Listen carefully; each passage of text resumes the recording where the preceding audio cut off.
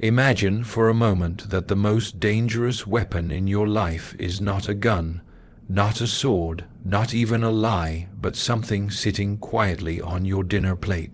Something you touch every day without fear because it looks harmless, but it is not harmless. It is the subtle leash by which your mind, your body, and your soul are pulled toward a cliff.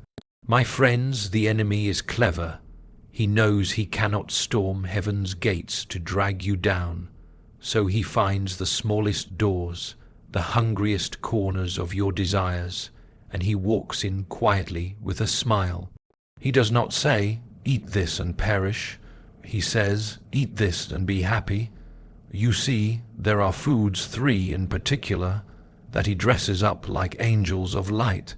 Foods that do not merely weaken your body, but whisper to your spirit, "Settle for less, sleep, stop fighting, stop caring." They become a slow poison to courage, to clarity, to conviction. These foods are not just physical, they are spiritual bait, coated in sugar, salt, and ease. Satan is patient. He doesn't need you to fall in a day.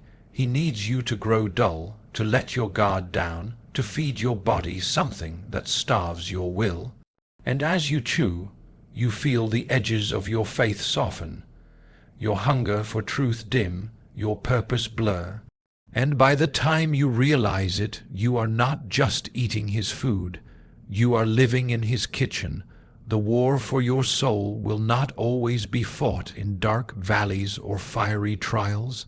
Sometimes it will be fought in the quiet moments between your fork and your lips.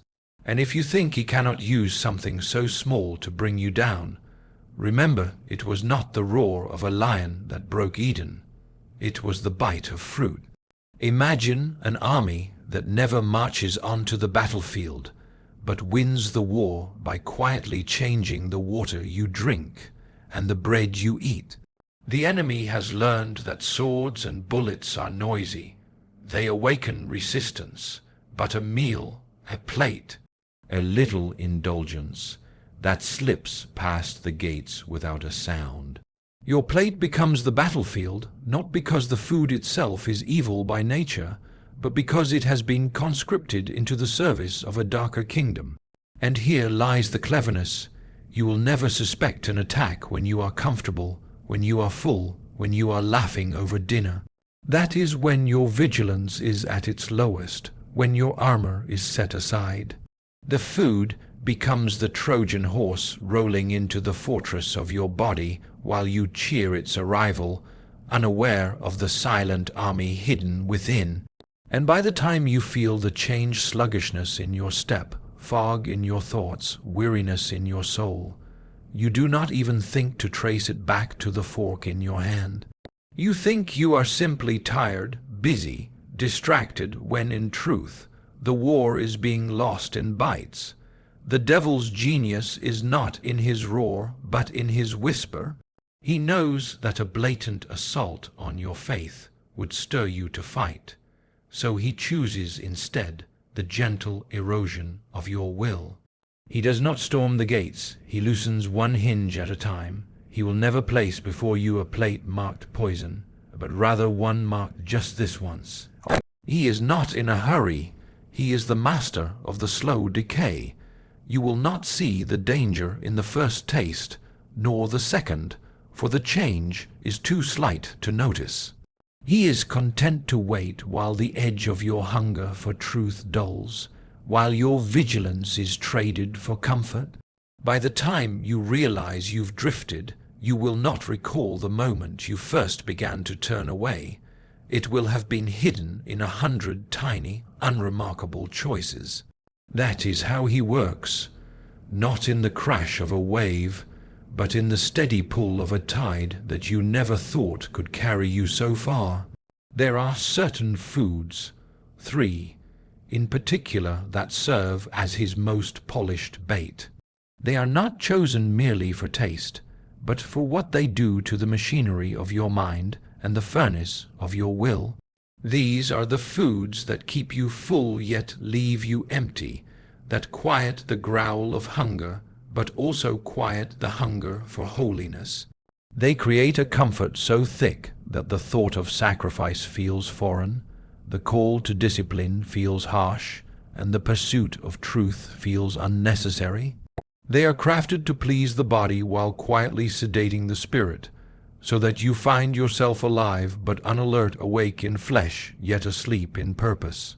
And the danger is that they never announce themselves as enemies. They arrive clothed in sweetness, in warmth, in familiarity. And so you eat not as a soldier on guard, but as a guest at a friendly table. Only later do you discover that the table belonged to your enemy all along. The brilliance of the deception is that it never comes dressed in darkness. No, it comes wrapped in comfort, in the soft language of "you deserve this, and just take a little." The plate is served not with warning, but with warmth, and you are made to feel as though refusing it would be the real tragedy. There is no sense of threat, no shadow of consequence, only the pleasant weight of satisfaction. And so you take it, believing you have chosen a harmless delight, perhaps even a reward for your hard day. But the enemy knows that the more you feed yourself on ease, the less appetite you will have for endurance. The more you taste indulgence, the more bitter the taste of discipline will seem. Slowly, the heart that once longed for challenge begins to flinch from it, and the soul that once burned for truth is soothed into a gentle slumber. You will not wake in chains, you will wake in silk, and that is the more dangerous prison. Bit by bit, these foods do more than weigh on the stomach, they weigh on the soul. They blur the sharp edges of thought, dull the spark that once leapt at the sound of truth, and make courage feel like an unnecessary effort. What once stirred you to action now feels like an interruption to your comfort. Clarity, which was once your ally, becomes an inconvenience, for clear vision would demand that you change. And so you welcome the haze, for in the haze there is no urgency, no battle, no call to arms, only the soft drift of days slipping quietly past. The enemy delights in this, for a soldier who has lost his sharpness is as good as one who has laid down his sword. It is not your destruction he seeks first, it is your dimming. Once you no longer see clearly or stand firmly, the rest requires little effort from him at all.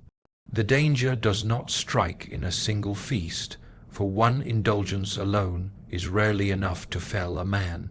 No, it is the slow layering, the quiet stacking of choice upon choice, until the weight is too great to shake off. You tell yourself, it's only this time, but you say it again tomorrow and the day after until it ceases to be an exception and becomes the very rhythm of your life. And here is the great subtlety. Because the change comes gradually, you will not notice it happening. The mirror will not betray it in a day, nor will your spirit cry out in alarm after a single bite. But over weeks and months, you will find that what once stirred your soul now barely moves you, that the strength you once carried with ease now feels impossible to lift. The fortress is not toppled by a single blow, but by the steady, patient removal of its stones, one meal, one moment, one surrender at a time. When you make peace with what harms your body, you train yourself to make peace with what harms your soul. The hand that reaches for what it knows is unwise, becomes the heart that reaches for what it knows is unholy.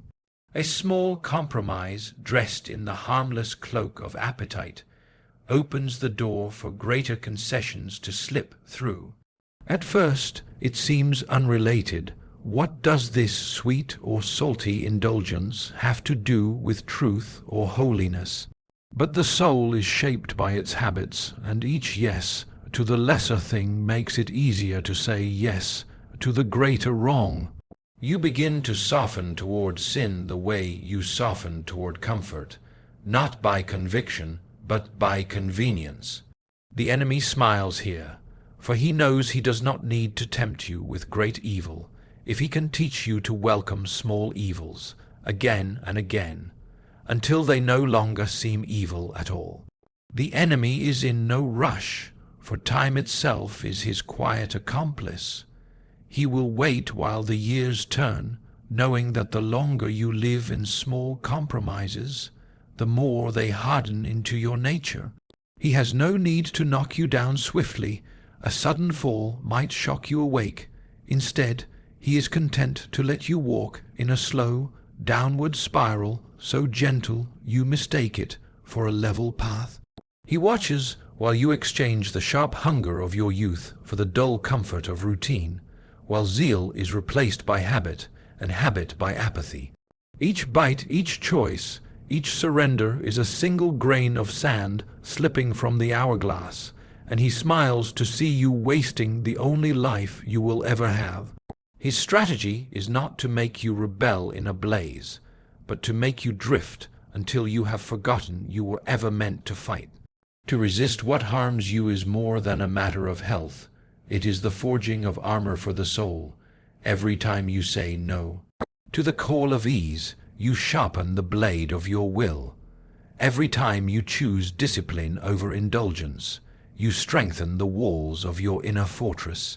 Self-control is not a chain but a key, for it frees you from the tyranny of desire that would otherwise rule you.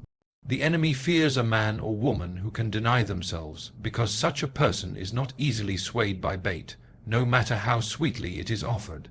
In mastering your appetite, you declare that your body is not your master, and in that declaration you grow stronger, not just in flesh, but in resolve. For the same muscles that hold you back from the wrong food will hold you back from the wrong thought, the wrong word, the wrong step into darkness. From the very dawn of our story, the enemy has known that the surest way to reach the soul is often through the stomach. It was not a sword that broke the first covenant between God and man. It was a piece of fruit, beautiful to the eye and sweet to the taste. The serpent did not threaten Eve, he invited her. He did not force her hand, he merely dressed rebellion in the soft language of appetite. And so, what seemed a small act, a single bite, was in truth the opening of a door through which death itself would enter. The lesson is plain. What you take into your body is never only physical. It can carry within it the seed of obedience or the seed of ruin. And if the enemy won such a victory in Eden with a single meal, do you think he has abandoned the tactic? No, he has only refined it, serving the same temptation on 1,000 different plates, waiting for you to forget that the war can be lost in one mouthful. So then the call is clear. Guard not only your heart and your mind, but also your plate. For the battle is not waged only in the realm of grand decisions and public trials. It is fought in the quiet, unseen moments where you choose between what strengthens you and what slowly undoes you. The enemy is cunning, but he is not creative. He repeats the same traps because they keep working. If a bite could cost Eden, then a bite can still cost you your clarity, your strength, and your calling. You were not made to live in chains of comfort, nor to trade the fire of your purpose for the ease of your appetite. Stand watch, eat with intention, let your body serve your mission, not master it. And when the plate is set before you, ask not only, will this fill me, but will this feed the fight within me? For every choice, even the smallest, is a step either toward the light or toward the shadows.